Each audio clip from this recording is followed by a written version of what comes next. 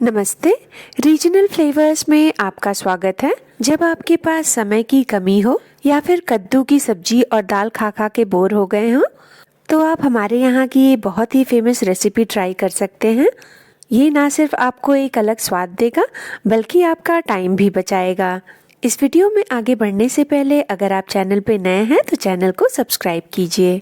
चलिए बनाते हैं आज कद्दू वाली दाल।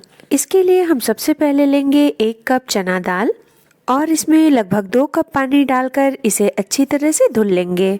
इसे हम 2 बार हाथों से अच्छी तरह से रगड़ कर धुलेंगे। दाल को धुलने के बाद हम इसमें डालेंगे 2.5 कप पानी और इसे ढककर 2 घंटे के लिए रख देंगे। 2 घंटे दाल को भिगाकर रखने के बाद हम लेंगे एक प्रेशर कुकर और दाल को पानी के साथ इसमें ट्रांसफर कर लेंगे। जो दाल बच गई हो उसे भी हम हाथों से कुकर में डाल लेंगे और उसके बाद इसमें डाल देंगे 1/4 टेबलस्पून हल्दी पाउडर और स्वादानुसार नमक। ये मैंने 250 ग्राम कद्दू लिया था और इसे अच्छी तरह से धुलकर इसे बारीक काट लिया था। इसे भी हम कुकर में डाल देंगे और कुकर का ढक्कन लगाकर हम इसे 5 से 6 सीटी आने तक पकाएंगे। हम पहले इसमें 1 सीटी तेज आंच पर आने देंगे, फिर हम आंच को मध्यम पे कर देंगे और इसे पकाएंगे। जब तक कुकर ठंडा हो रहा है तब तक हम तड़के की तैयारी कर लेंगे।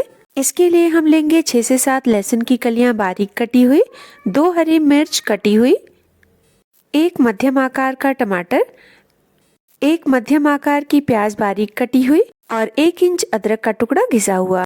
उसके बाद हम लेंगे एक कढ़ाई और उसमें डालेंगे 2 टेबलस्पून सरसों का तेल। तेल के गर्म होने पर उसमें डालेंगे 1/4 टेबलस्पून हींग और 1/2 टेबलस्पून जीरा। जीरा के क्रैकल होने पर हम उसमें डाल देंगे अदरक, लहसुन, मिर्च और प्याज और इसे मध्यम आंच पर सुनहरा होने तक भुनेंगे। इसे भुनने में हमें लगभग 2 से 3 मिनट का समय लगेगा। अब हमारी प्याज भी लगभग सुनहरी होने लगी है और प्याज की अच्छी तरह से भुनने के बाद हम इसमें डाल देंगे बारीक कटे हुए टमाटर। टमाटर डालने के बाद आप एक बार दाल में नमक चेक कर लीजिए और अगर दाल में नमक हल्का लग रहा है तो इसको नमक डालकर आप भून लीजिए। टमाटर को प्याज के साथ मिलाने के बाद हम इसमें डाल देंगे 1/2 टेबलस्पून सब्जी मसाला और 1/2 टेबलस्पून कश्मीरी लाल मिर्च। मसालों को डालकर हम इसे प्याज और टमाटर के साथ अच्छी तरह से मिला लेंगे और इसे तब तक भुनेंगे जब तक हमारे टमाटर अच्छी तरह से गल नहीं जाते। और ये देखिए हमारे टमाटर भी अब गल चुके हैं और हमारे मसाले अच्छी तरह से भुन चुके हैं। अब हमारे कुकर से भी भाप निकल चुकी है और हमारी दाल अच्छी तरह से पक चुकी है। पर एक बार दाल को चेक भी कर लेते हैं और ये देखिए ये बिल्कुल अच्छी तरह से पक चुकी है। अब हम दाल को अपने तड़के वाली कढ़ाई में पलट लेंगे और पलटने के बाद इसे तड़के के साथ मिला लेंगे। यहाँ पर हमारी दाल बहुत गाढ़ी लग रही है तो हम इसमें थोड़ा सा पानी और डाल लेंगे। अब इसमें मैं डाल दूंगी 1 कप पानी और इसे दाल के साथ मिला लूंगी और अब इसकी कंसिस्टेंसी मुझे बिल्कुल सही लग रही है। हमारे यहाँ थोड़ी गाढ़ी दाल खाई जाती है।